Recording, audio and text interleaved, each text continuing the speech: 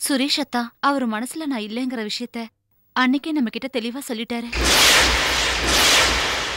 அவர் மனசுல விருப்பம் இல்லாத என்ன கல்யாணம் பண்ணி அவர் எப்படி சந்தோஷமா இருப்பாரு? அந்த விழாவில் கௌசல்யாவும் சுரேஷும் பரதம் ஆட போறாங்க. அந்த விழா நடக்கவே கூடாது. அவங்க 2 பேரும் பரதம் ஆடவே கூடாது. டேய், இவ்வளவு சுலபமா நீ சம்மதிப்பேன்னு நினைச்சு நான் வரலடா. உன்னை கஷ்டப்படுத்தி கன்வின்ஸ் பண்ணணும்னு தான் நான் நினைச்சேன். என் வார்த்தைக்கு மதிப்பு கொடுத்து நீ துளசியை கல்யாணம் பண்ணிக்க சம்மதிச்சது எனக்கு ரொம்ப சந்தோஷம்டா. ரொம்ப தேங்க்ஸ்டா. என்னம்மா இது? தேங்க்ஸ் அது இதுன்னு சொல்லி என்ன உங்ககிட்ட பிரிச்சிடாதீங்கம்மா. எங்க உன் இடம் பறி போயிடுமோங்கிற பயத்திலையும்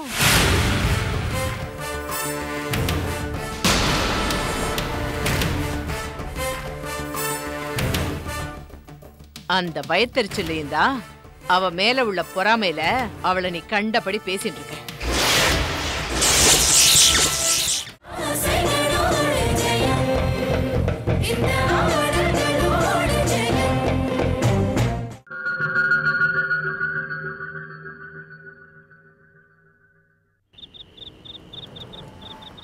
என்னப்பா சொல்றீங்க? ஏற்கனவே உங்களுக்கும் ராஜரத்னத்துக்கும் பகையா? பகைனா பகை, அப்படி இப்படி பகை இல்லை, பெரிய பகை. அவன் செஞ்ச ஒரு நம்பிக்கை துரோகத்தினால தான் நான் ஒரு கட்டத்தில் சாப்பாட்டுக்கு கூட வழி இல்லாமல் சீரழிஞ்சு போய் நின்னேன்.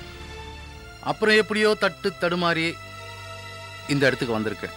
ரொம்ப சுலபமாக நான் இந்த இடத்துக்கு வந்திருக்க வேண்டியவன். அதை கஷ்டப்பட்டு வரவழைச்சவன் இந்த ராஜரத்னம். அதை நான் மறக்கவும் மாட்டேன், மன்னிக்கவும் மாட்டேன்.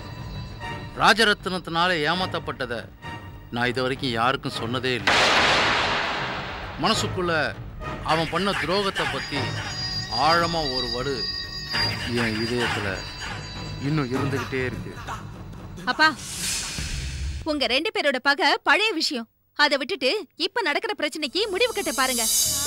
இந்த ஊர் உன்னை பேசுறதும் நீ கேக்குறதும் புதுசா என்ன? சஞ்சய் இறந்ததுல இருந்து நீ ராசி இல்லாதவோ, உன் ராசியாலதான் சஞ்சய் இறந்து போயிட்டாருன்னு பேசுறதுதான் இந்த ஊரு வழக்கமா வச்சிருந்ததே. இப்ப சுரேஷோட மன்னி புதுசாவா உன்னை பேசிட்ட? நீ இதுக்காக இப்ப அழற?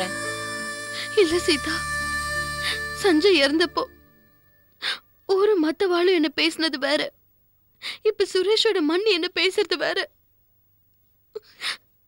சஞ்சய் இறந்த உடனே என்ன ராசி இல்லாத பொண்ணு அது இதுன்னு ஊரு பேசுச்சு. சஞ்சய் இப்படி இறந்து போயிட்டாருங்கிற வருத்தத்துல பேசுச்சு. அதுல அந்த பேச்சுல எந்த உள்நோக்கமும் கிடையாது. ஆனா சுரேஷோட மண்ணி வேணும்னே பேசுற.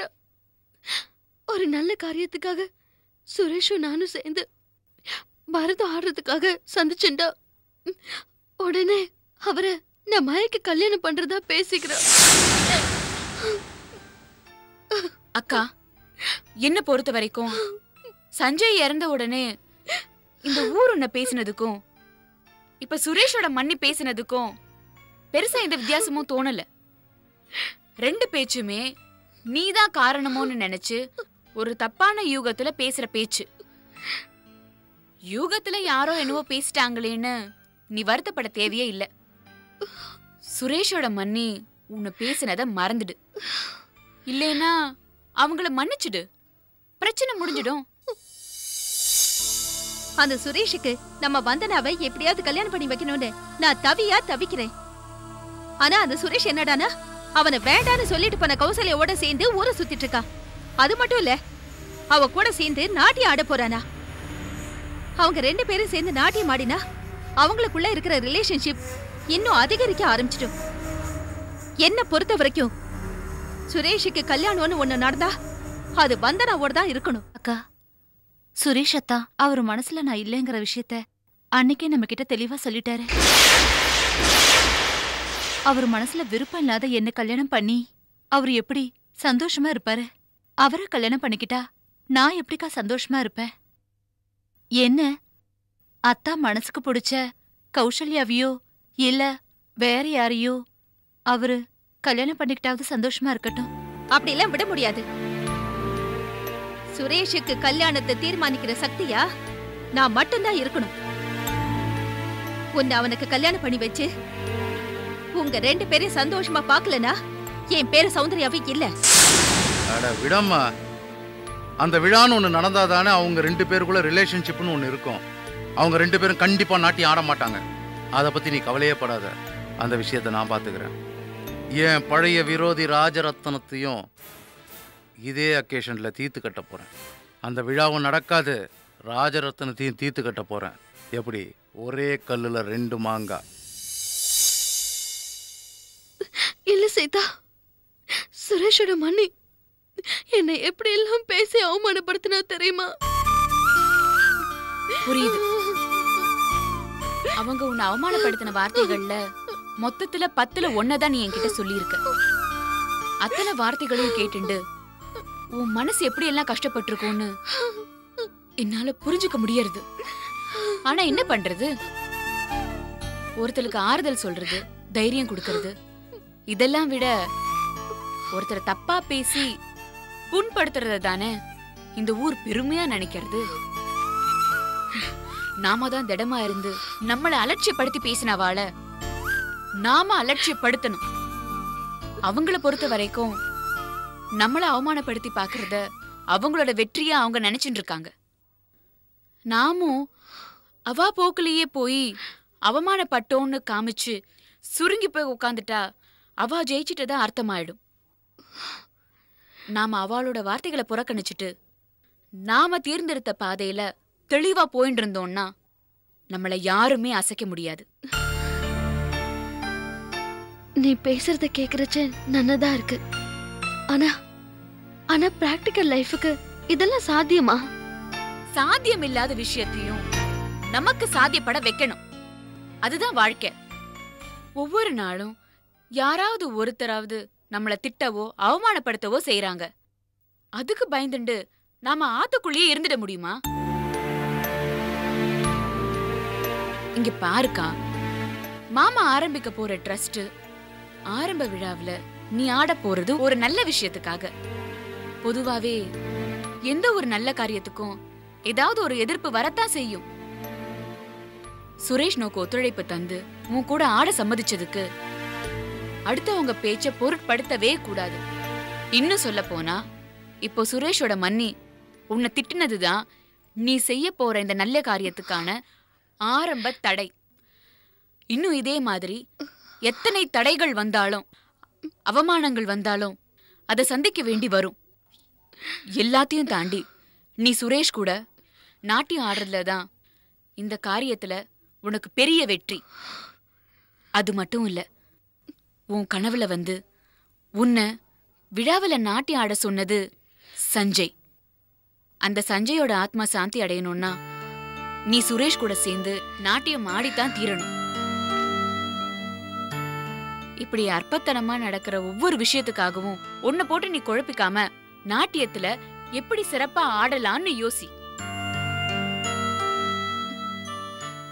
நீ பேசினதுல எனக்கு தைரியம் வந்துடுச்சு சீதா.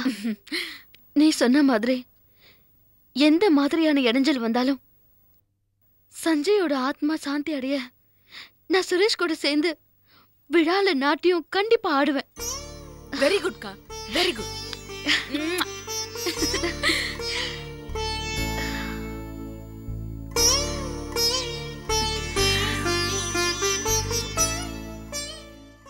அந்த ராஜரத்னத்தோட பையன் பேர்ல ஒரு ட்ரஸ்ட் ஒன்று ஆரம்பிச்சு அதுக்கு ஒரு விழா நடத்த போறாங்க. அந்த விழாவில் கௌசல்யாவும் சுரேஷும் பரதம் ஆட போறாங்க. அந்த விழா நடக்கவே கூடாது. அவங்க 2 பேரும் பரதம் ஆடவே கூடாது. ராஜரத்னத்தை பொறுத்த வரைக்கும் ராஜரத்னத்தோட பையன் சஞ்சய் இறந்த பிறகு அந்த இடத்துல சஞ்சயோட ஃப்ரெண்டு பாஸ்கர் தான் அவருடைய பிள்ளையா இருந்துக்கிட்டு இருக்கான். அப்புறம் அந்த பாஸ்கருக்கு நித்தியான ஒரு தங்கை இருக்கு. நான் என்ன நினைக்கிறேன்னா, எப்படியாவது நம்ம அவன்கிட்ட பேசி அந்த பாஸ்கரை நம்ம பக்கம் இழுக்க முடியுமா? அவன் நம்ம பணத்துக்கு மயங்குவானா, இல்லை அவன் உண்மையான விசுவாசியா அப்படின்னு நாம் தெரிஞ்சுக்கணும். அவனுடைய பலம் என்ன, பலவீனம் என்னன்னு முதல்ல தெரிஞ்சுக்கணும்.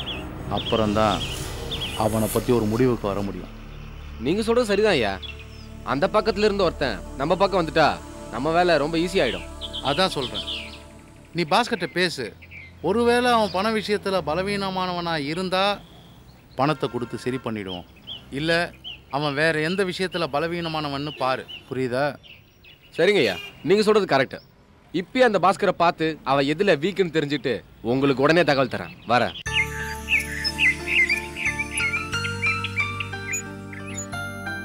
டேய் சுதா, இங்க வா. என்னக்கா? உட்கார் உட்கார் உட்கார்ரா. என்னக்கா? இல்லடா, நம்ம துளசி இருக்காளோனோ அவளுக்கு நம்ம பத்ரி இருக்கானோனோ பத்ரி அவனை தாண்டா மாப்பிள்ளைய பாத்திருக்கேன். அடாடாடாடா, யோ என்ன ஒரு பவ்யம், என்ன ஒரு அடக்கம். பத்ரி, நம்ம பத்ரி இருக்கான்ல, அவன் என்ன மாதிரியான பையன் தெரியுமா? அவன் வயசுல அப்படி ஒரு நல்ல பையனை நம்ம எங்க தேடி பார்த்தாலும் கண்டுபிடிக்கவே முடியாதுடா. இங்க பாரு, அவன் என்ன தெரியுமா சொன்னா? பாருங்க, நீங்க எந்த பொண்ணை அழைச்சுன்னு வந்து பத்ரி இவ கழுத்துல தாலி கட்டுன்னு சொன்னேன்னு வச்சுக்கோங்களேன், நான் தயங்காம அப்படியே போய் கட்டிடுவேமான்னு சொல்றான். ஆமா, நீங்களும் ஸ்ரீவத்சனும் அதுக்கான ஏற்பாடு கவனிங்க. டேய், இவ்வளவு சுலபமா நீ சம்மதிப்பேன்னு நினைச்சு நான் வரலடா. உன்னை கஷ்டப்படுத்தி கன்வின்ஸ் பண்ணணும்னு தான் நான் நினைச்சேன். என் வார்த்தைக்கு மதிப்பு கொடுத்து நீ துளசியை கல்யாணம் பண்ணிக்க சம்மதிச்சது எனக்கு ரொம்ப சந்தோஷம்டா. ரொம்ப தேங்க்ஸ்டா. என்னம்மா இது? தேங்க்ஸ் அது இதுன்னு சொல்லி என்னை உங்ககிட்ட பிரிச்சிடாதீங்கம்மா. நான் உங்க புள்ளமா. உன் மனசுக்கு நீ நன்னா இருப்படா. ஐயோ, அந்த குழந்தை எந்த மறுப்பும் சொல்லவே இல்லடா. ஒரே வார்த்தையில நீங்க என்ன உங்க மனசுல தோன்றதோ அதை பண்ணுங்கன்னு சொல்லிட்டான். ஐயோ, உன்னதமான குணம்டா அவனுக்கு. நான் வளர்த்த பிள்ளையாச்சே. நோக்கி இவ்வளவு வயசுக்கு அப்புறம் இப்படி ஒரு கஷ்டம். ஏன் தான் இந்த துளசி கல்யாணத்துக்காக ஒன்ன நீ வருத்துக்கிறியோ எனக்கு தெரியல. இப்பெல்லாம் நீ ரெஸ்ட் எடுக்கணும். அதை விட்டுட்டு இந்த வயசுல இப்படிலாம் அலைஞ்சு நீ கஷ்டப்படணுமா? டேய், நம்ம சௌகரியத்துக்காக நல்ல காரியத்தை தள்ளி போடக்கூடாதுடா. அந்த துளசி ரொம்ப நல்லவ, துணை இல்லாம கஷ்டப்படுறா. நம்ம பத்ரியோ அதை விட நல்லவன்டா. நான் வளர்த்த புள்ள. 2 பேருக்கும் கல்யாணத்தை பண்ணி வைக்கிறது நேக்கு என்ன அவ்வளவு பெரிய கஷ்டமா என்ன? அக்கா, நேக்கு பத்ரிய பத்தி நல்லா தெரியும். அவன் நம்மத்துல வளர்ந்த பையன், நல்லவன். ஆனா அதே நேரத்துல துளசிய பத்தியும் எனக்கு ரொம்ப நல்லாவே தெரியும். ஒரு நல்ல பையனுக்கு இப்படி ஒரு தப்பான பொண்ணை கல்யாணம் பண்ணி வச்சு பத்ரியோட நிம்மதியை ஏன் கெடுக்கிற?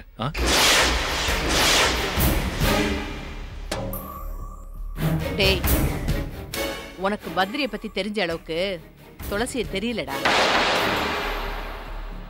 நோக்கு கிடைச்ச தப்பான தகவல் அடிப்படையில அவளை பத்தி தப்பா பேசுறேன். இந்த கல்யாணம் மட்டும் நடக்கட்டும். அவ பத்ரியோட நடத்துற குடுத்தனத்தை பார்த்து நீயே பாரு, மனசு விட்டு அவளை பாராட்டுவேன். டேய், இந்த பத்மா தாண்டா அவளை பேச்சுக்கு பேச்சு கெட்டவன் சொல்லி புலம்புறா. நீ என்னடா பைத்தியக்கார மாதிரி பேசிட்டு இருக்க? போடா. அக்கா, துளசி கல்யாண விஷயத்துல நீ அவசரப்படுற மாதிரி தான் இன்னைக்கு படுறது. நம்ம பத்ரி பாவம்க்கா, இது கல்யாண காரியம். அவன் கல்யாணத்துக்கு அப்புறமா துளசி மூலமா அவன் அவமானப்படாம இருக்கணும்.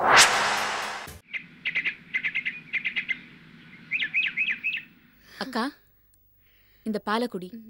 காலையில இருந்து பிராக்டிஸ் பண்ணிட்டு இருக்க, ரொம்ப டயர்டா இருப்ப. இந்த பாலை குடிச்சிட்டு தெம்பா ஆடு. கௌஷி அக்கா, உன்னோட பிராக்டிஸ் எல்லாம் பாக்குறச்சு நிகழ்ச்சியில உன்னோட நாட்டியம் தான் ஹைலைட்டா அமைய போறதுன்னு நினைக்கிறேன். கலக்கிற கௌஷி அக்கா நீ. Thanks D.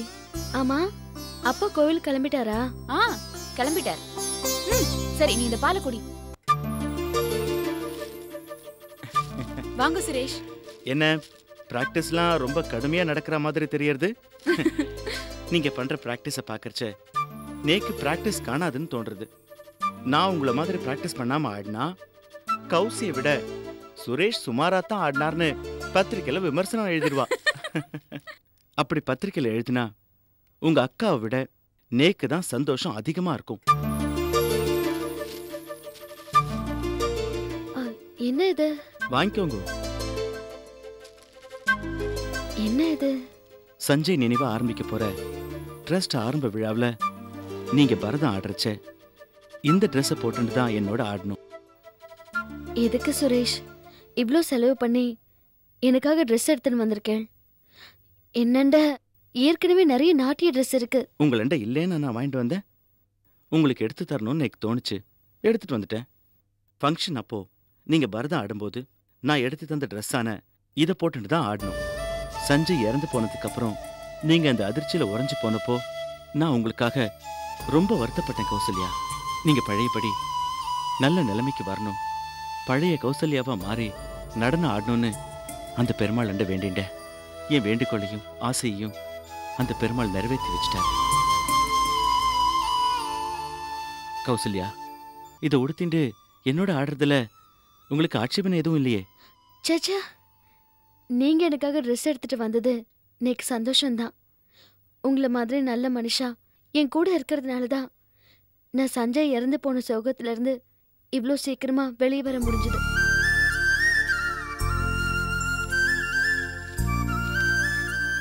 ரொம்ப தேங்க்ஸ் சுரேஷ். பரவாயில்ல, இருக்கட்டும். நீங்க பேசிட்டு இருங்கோ, நான் அப்பா அழைச்சிட்டு வரேன். இந்த பாலை குடிச்சிடு. வாங்க சுரேஷ், எப்ப வந்து? இப்பதான் கொஞ்ச நேரம் ஆச்சு. என்னடி இது கௌஷி? சுரேஷ் எங்க டான்ஸ் ப்ரோக்ராம்காக ட்ரெஸ் எடுத்துட்டு வந்திருக்காரு. ஓ அப்படியா? சரி வா, முதல்ல பூஜை ரூம்ல சுவாமிகிட்ட வச்சுட்டு நமஸ்காரம் பண்ணிட்டு அப்புறமா எடுத்துக்கலாம். சுரேஷ், எப்ப வந்தாலும் நீங்க வந்துட்டு போயிட்டே இருக்க. இன்னைக்கு எங்க ஆத்துல நீங்க சாப்பிட்டுட்டு தான் போகணும், சரியா? இல்ல பரவாயில்ல, இன்னொரு நாள் வரேன். இன்னைக்கு எங்க ஆத்துல நீங்க சாப்பிட்டுட்டு தான் போறீங்க. கூப்பிடு கௌசி. உள்ள வாங்க. வாங்க வா. துளசியை குழந்தை மாதிரி நீ சொல்றீங்க பத்ரி. அக்கா, உன் குழந்தை மாதிரி தான், நீ வளர்த்தவன். அவனுக்கு இப்படி ஒரு பொண்ணு நீ செலக்ட் பண்ணதை நினைச்சாதான் வருத்தமா இருக்கு.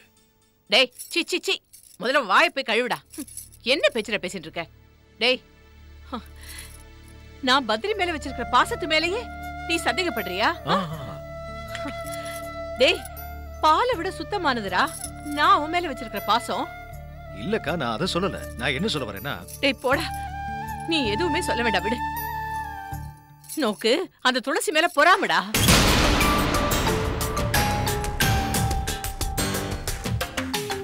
கம்பெனில காலகாலமா நடந்த ஊழல அவ அப்படியே தடுத்து நிறுத்தினா.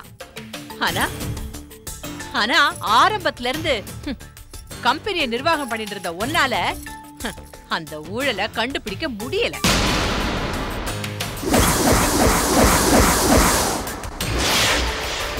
அந்த பொறாம தாண்டா நோக்கு.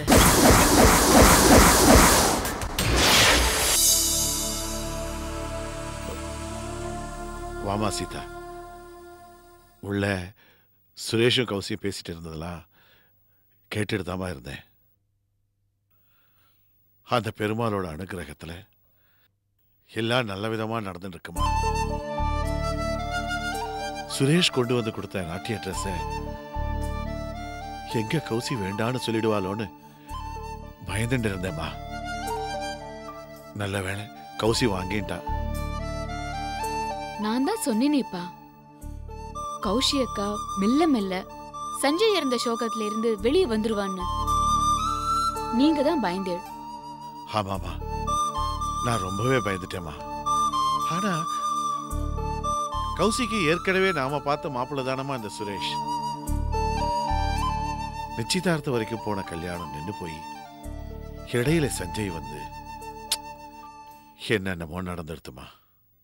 ஒருவேளை நாம முதல்ல பார்த்த இந்த சுரேஷே கௌஷிக்கு மாப்பிள்ளையா வரணும்னு விதி இருக்கோ என்னமோ.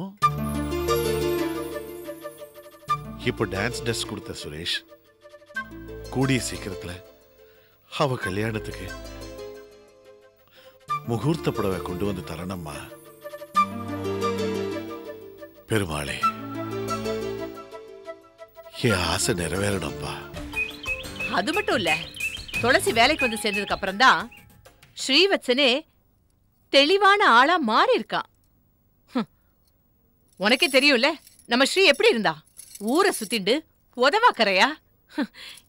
இப்ப பார், இப்ப என் குழந்தை எவ்வளவு பக்குவமா, நீ பார்த்தல்ல எவ்வளவு பக்குவமா மாறி இருக்கா, எவ்வளவு தெளிவா, எப்படி எப்படி கம்பெனியை நடத்துறாண்டா. ச்சே,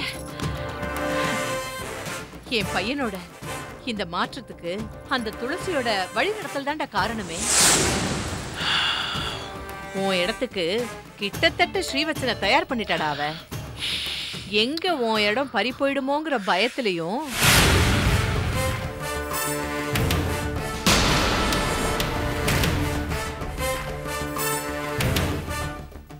அந்த பயத்தெரிச்சலையும் தான் அவ மேல உள்ள பொறாமையில அவளை நீ கண்டபடி பேசிட்டு இருக்க. துளசியை பொறுத்த வரைக்கும் அவனுக்கு மக மாதிரிடா. அவளுக்கு ஒரு நல்ல வாழ்க்கையை அமைச்சு கொடுக்கணும்னு என் குழந்தை பாடுபடுறான்டா. அவனுக்கு உதவியா இருந்து துளசியோட கல்யாணத்தை நடத்தி வைக்கிறது என் கடமைன்னு நான் நினைக்கிறேன். நீயும் பத்மாவும் என்னதான் இந்த கல்யாணத்தை பத்தி பேசினாலும் இந்த கல்யாணம் சிறப்பா நடந்தேதான் தீரும்.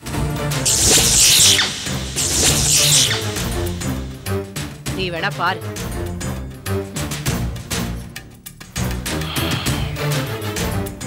ஓ இஷ்டக்கா,